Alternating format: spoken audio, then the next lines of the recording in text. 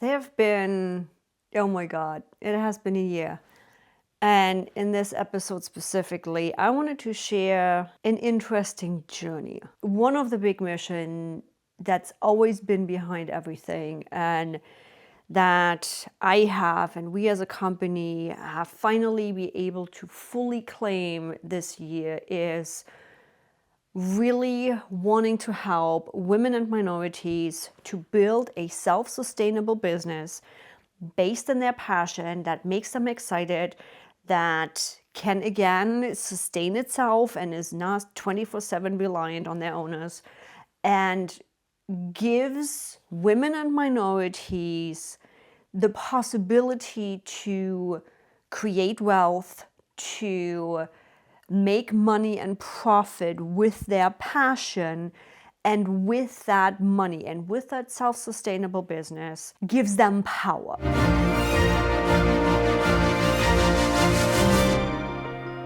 Especially with everything that's happening right now in the US and around the world, I am so tired of certain people having all the money and having all the power when it's out there for us to claim, to grab. You can look at power in all different variations. My specific power alignment and what we are focusing on is money and how we can make money and get money in our clients' pockets in an efficient, self-sustainable way that aligns with how we want to run business, not how we are taught to how to run business. It's been interesting for me that that's been always a mission. It's always been behind everything I do and what I'm passionate about. Heck, I'm looking back at times when I went to school. I always fought the bullies. I was the one punching kids in the face that were just assholes. I was the one taking on teachers that just, I don't know, weren't fair. I was always speaking up, and somewhere along the way, that fight became a little bit more silent. Maybe at a time where I just felt alone in the fight. I don't know. That there's more work to be done. What I want to focus on today is that even with that mission behind the scenes, I look through the people that I work with in the past and that I focused on, and I kept falling back on, honestly, working with men. And I have been working a lot through all of that in the last year and figuring out why I always fought saying that I work with women and minorities to help them build self-sustainable business rooted in their passion. I never wanted to just focus on women. So today I want to share with you the work I have done around the things I have realized and why I finally can own it. So let's start with the public perception. The public perception, a lot of coaches I follow, a lot of influencers I follow, used to have this picture of anything that's female, everything that's coaching women is it's the fluffy, it's the white and pastel colors, or it's a pink, and it's all of these standardized female branding. And I've never seen myself into this. I am not a fan of pink whatsoever. I have friends, they look amazing in pink. I fucking hate it. I am one of those women where it's like, yes, we have a total sexy, deep V-neck, heels. I love wearing heels. And then I changed my tire and I fixed the lighting, and I grew up as an electrician. I grew up remodeling houses. I'm a tomboy that loves to wear heels. So my approach, especially with my German background, has always been a no bullshit, straight up approach. And in the past, I had attracted women that struggle with that. And neither which one of those is right or wrong. So I'm trying to not judge here and be like, oh my God, why would you all be this fluffy or whatever? To me, fluffy, please take my perception of the word fluffy. It's not a negative. It's just more emotional. More emotional is the wrong word either. See, this is exactly what I had been struggling with. And I need to work on cleaning up my language more to be able to distinguish the personality types and the communication styles that I don't want to work with. The personality types and the conversation styles that I do want to work with are the ones that have done the work on their emotional understanding. Fuck, when I'm in that point of my cycle, I will be sobbing on the fucking couch, and I will perceive everything that's been said as bitching at me. So again, it's really hard still for me to find the right language. And that's exactly the struggle that I've been having of saying, I want to work with women and minorities, on being clear of what does that look like? What do these women and minorities look like? And how do they communicate? How do I identify if that is the personality type I'm going after? Because I also don't want to exclude men. There's men out there that are really connected to their emotions, that are really having learned how to communicate, that are the personality type that I want to work with. And I don't want to exclude them from our general community. Are they going to be having the conversations of energy levels during our period and be able to identify themselves with it? No. However, there's so many men out there that want to learn more about it, that want to help their partners work with it, that maybe are working in a business where it's a couple working with each other. They want to understand it and they want to plan around it. And I always felt like I'm limiting myself when I say women and minorities, which is why I'm like, women and minorities. It's not just women. It's people that identify with the personality type that I work best with, that are loving, no bullshit feedback, that know and realize when they are getting triggered because of something else that happened in their past, that are ready to, when these triggers come up, when these activations come up, work through it, that are taking self-responsibility, and that are wanting to make this world a better place. And I know that there is still work to be done for me to really clarify who these people are, how I can show up and how I can use language so these people can self-identify themselves in my content, in my teachings, in my copy. It's been quite a journey. And I also have to say, it's been amazingly watching people like Monty, as well as Monty Mader. She is talking, they, I don't know which pronouns she's using. They are deep in political, religious conversation. She's done the whole theology studies, and it's this, if you haven't seen them online, red hair with some black streaks in there, sometimes just in her workout or stage music clothes. She is a musician. Sometimes it reminds me a little bit of pinup style. Badass, long nails, amazing makeup. They were one of the ones where I'm like, I can be all the things. I can be sexy, I can be business, I can be just rancid fresh out of the shower, as well as under the desk news, and really seeing more and more people come up and not fit into that standardized women's box has helped me get over myself and work on this limiting belief of this public picture that I knew existed. I knew it's just a perception, and I knew it's just a public appearance, and yet it still took so much for me to work through and be like, I want to help women and minorities to get fucking money into their bank account, have fun while doing it, and giving them their power back in that way. Fuck, I'm like, it's ridiculous looking back just how much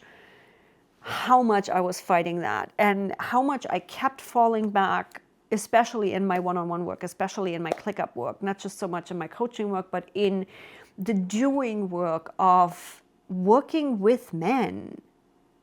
And working with men that sometimes I might not even have had a conversation at the bar with. I'm like, why am I doing this? Because it pays the bills. Let's be honest, 2024 kicked my ass.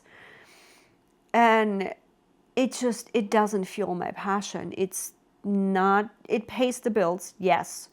Some of these projects were really eye-opening. I've learned a lot, and some of them were really, really fun. And I will always be doing one-on-one work next to my cohorts and the programs we are developing specifically for women and minorities. And it's just like, as much as I mapped out this podcast, it's taken on a whole nother story on its own at this point. I just wanted to share with you that even when we know what's happening, sometimes it just takes time to stretch our comfort zone. I grew up with guys. I grew up a tomboy. I started out as an electrician, working with men and dropping the F-bombs and telling them off, and pretty much also at some point telling them off to fuck off. They don't know what they're talking about, was easy. It was easy. It's what I know. It's what I'm used to. It's an easy fallback rather than stretching my comfort zone and really challenging this perception of just because brands and the public has painted the picture of female business owners in a certain way, it doesn't mean that's that way. They just happen to have the loudest voice. And me coming back to myself of, it's time to fight the bully again. It's time to speak up for the ones that don't feel comfortable right now to have that voice, or that are still looking to find their voice. And yeah, with that, on that year change, you might have seen the episode we slowed down YouTube. We haven't dropped YouTube completely. Yes, there has not been any new videos on my Ask Evie channel. There's a couple coming in a complete different format than we used to do it, simply because I want to be passionate about content again. I want to do my YouTube channel like I do the podcast with you guys, where I have fun again, where I get to just be me and not follow a fucking script and framework to appease the YouTube gods. We also have switched the company structure. The company's moving. We started the LLC. Everything has happened literally over the holidays. Started the new year with Femme Authority LLC. You're going to hear more about that, to really anchor me and the business in the mission we have, getting really clear on our values, getting really clear on our mission, having cleaned up a lot of things behind the scenes. ClickUp is not going anywhere. It stays and is a core piece of everything I do. Some other tools have come in, and a lot of things are really starting to line up nicely. I have a couple episodes coming up for you that's going to talk about Femme Authority, really the mission and the vision behind everything. You might have heard about, and I just looked into it for like 5 minutes. I haven't delved deep into it because I don't really care in the end of it. The whole Jenna Kutcher and Amy Potterfield drama where the public started to rip them apart. I have an opinion about this without even knowing exactly all the things that are going on with that. I got an episode coming up on that applies to me and how we're going to run the business and continue the business, in combination with two of my past coaches that have taught me quite a lesson, and I don't know, in a good or bad way. It's a lesson, so I guess it's a good way.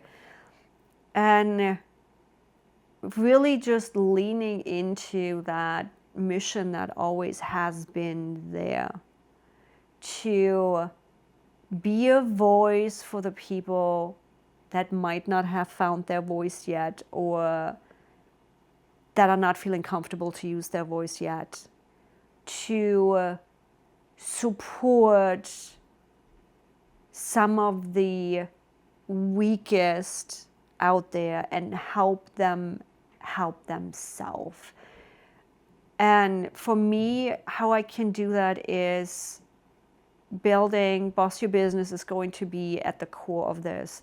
Helping women and minorities build businesses rooted in their passion, that are self-sustainable, that can run and support them while life might throw them curveballs. I call them life-proof businesses, where your business is not reliant on you. That's how we do that, to really help people build their future, build their retirement, build their safety net, to have a life.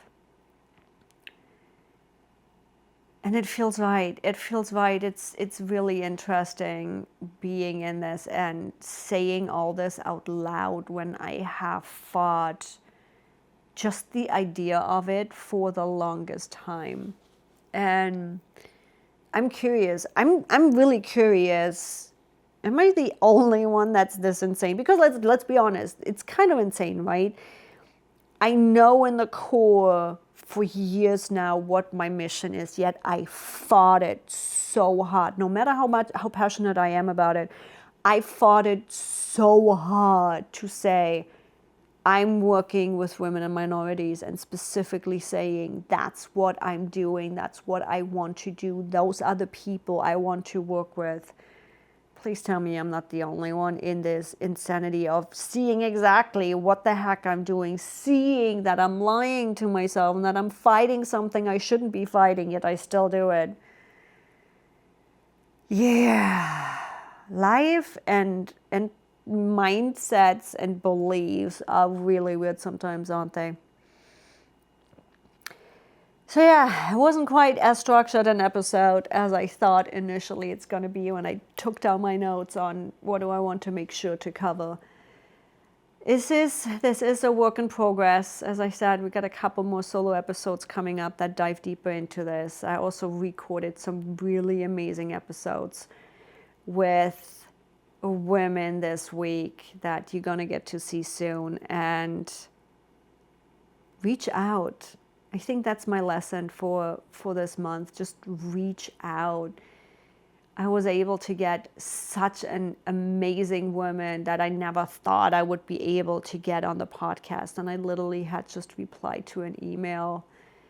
And initially I thought like, yeah, who knows? They sent me off to the PR department. Nope.